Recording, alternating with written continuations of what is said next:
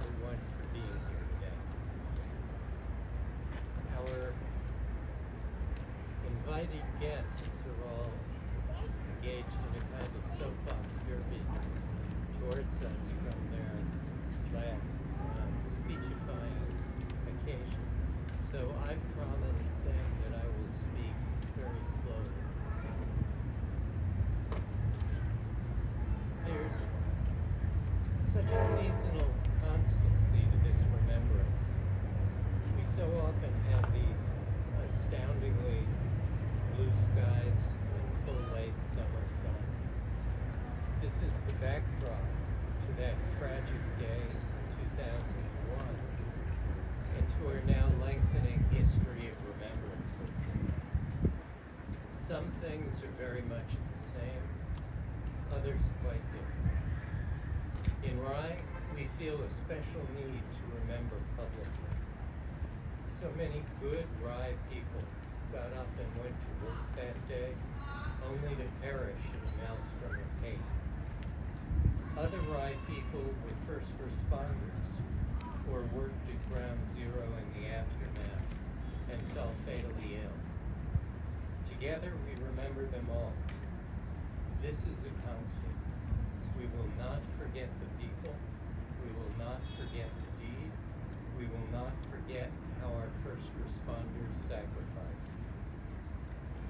At the same time, things are different. The families no longer join us. Their grief has become a private strand in their lives. They manage it daily, and we feel for them. For many of us, the recollection of today, in the third decade after, is becoming different. Not in the sense of forgetting, but in not wishing to return to the pain. To paraphrase a recently interviewed first responder, there are memories we want and those we don't, but we must remember them all. For some of us, more of us each year, there's no recollection.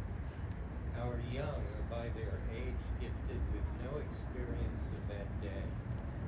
But those who lived it are obliged to share their memories with those who did not, both to honor those lost and to communicate the shock and loss of the event and the realizations we shared afterwards. It's vital that we as one people have a common understanding of the grief of 9/11, the dangers that it showed us, and the strength it revealed in us. What are some of the things we saw? We saw our own vulnerability to a surprise act of hate. The intensity of hate fashioned into a holy war against us, our way of life and our values. A holy war that continues against us and our allies, and that we still don't fully understand. And we also saw the resilience of our national spirit and the unity we found in the face of that hate. Again, some of the things are the same, others are different. Islamism continues to cause havoc in the Middle East and elsewhere. That the Al-Qaeda brand of Islamism is of a different stripe than the Iranian Islamic Revolution. It's firing up proxy groups around Israel matters little. The suicidal intensity of Islamist hate is a constant, but one we tend to forget on a daily basis.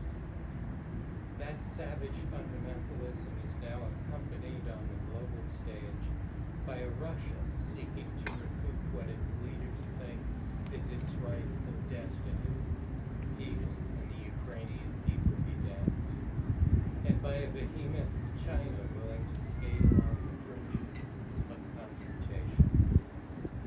So once again challenge, once again antipathy to us, our way of life, and yes to our dominance.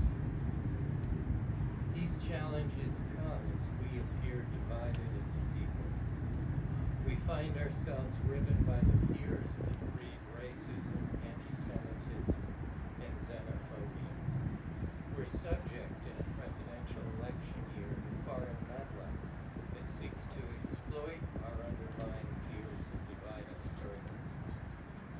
What lesson can we find in the sadness of 9/11?